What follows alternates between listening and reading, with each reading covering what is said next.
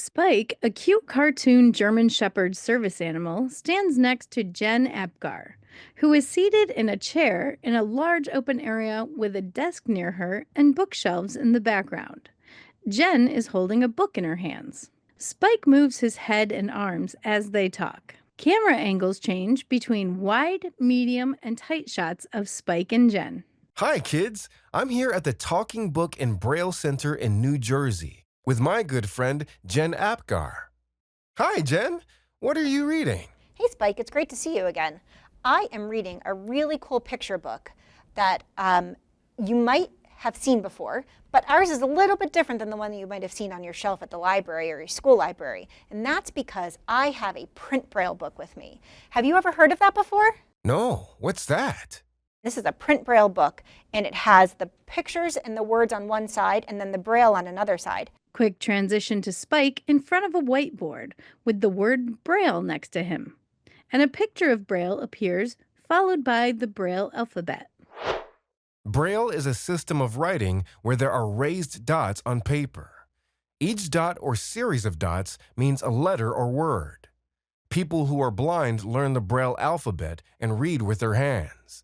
This is a picture of a Braille alphabet. You'll notice that each letter has its own space, or what is called a cell, which is the technical term, where up to 6 dots can be. Quick transition back to Spike and Jen. Have you ever felt Braille before? No, I haven't. Would you like to feel a Braille book? Sure. Here you go. So the dots on the page are the Braille, and those are the words that are on the page. So if you run your fingertip across the Braille, if you knew how to read Braille, you'd be reading the words that are on this page. That's really neat. I feel the raised dots. Excellent. Yeah, so this is one of our print Braille books. And the reason we have this particular book in our library is because we are a library that provides services for kids who may not be able to read a standard print book that's in their school library or their public library. So we have books for kids who might be blind or might have a visual impairment where the print in their book is too hard to read comfortably in a standard print book, or there might be a kid who has a physical disability where they can't hold the book or turn the pages in a book.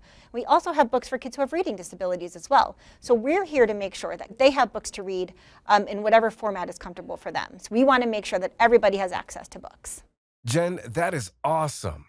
Kids, people can read books in different ways. A child reading a book followed by a Braille book, and then a child with a pair of headphones. Some people read words on a page with their eyes. Others read Braille with their hands.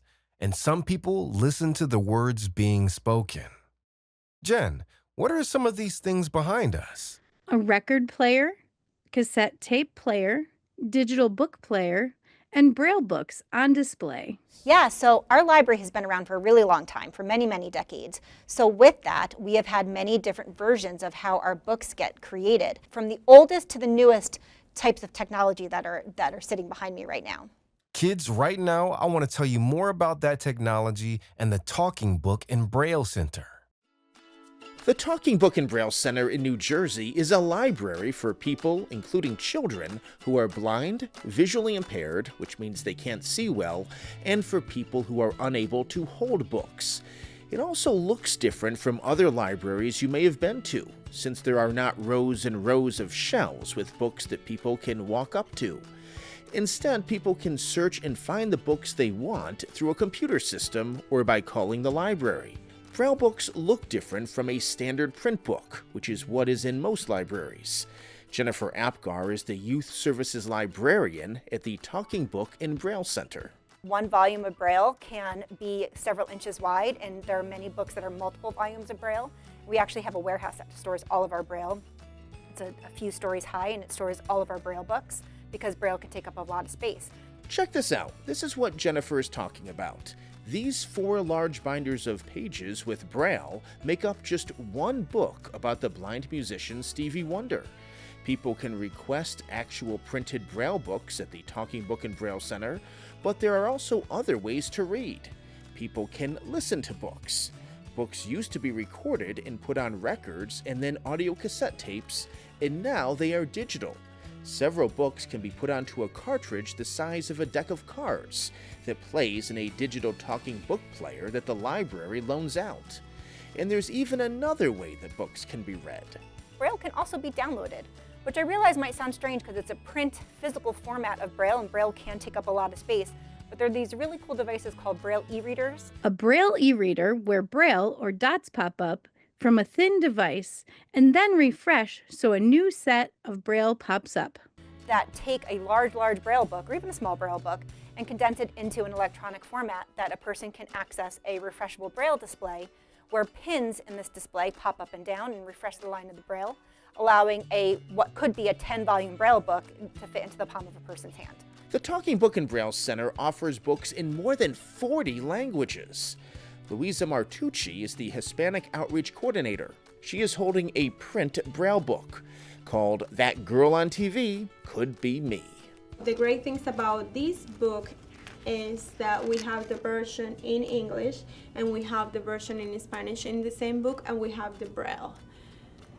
So this is great for parents who speak only Spanish and their children are visually impaired and are learning English at school, but at home they speak Spanish. So I think this is a great resource because it has English, Spanish, and also Braille. Spike and Jen back on camera. I'm so glad that you got to learn more about what the Talking Book and Braille Center does. Jen, before we say goodbye, what do you want kids to know? So I just want everybody to remember that reading counts in any format, whether it's the audiobook or the Braille book or their large print books. We're here to ensure that everyone has access to books and that reading is for everyone. And we want to make sure that we can get those books out to kids in whatever format it may be. Thanks, Jen. And kids, that's so important to remember. Everyone can read books. It just might be in different ways. I'll see you soon. This was brought to you by funding from the National Institute of Disability, Independent Living, and Rehabilitation Research.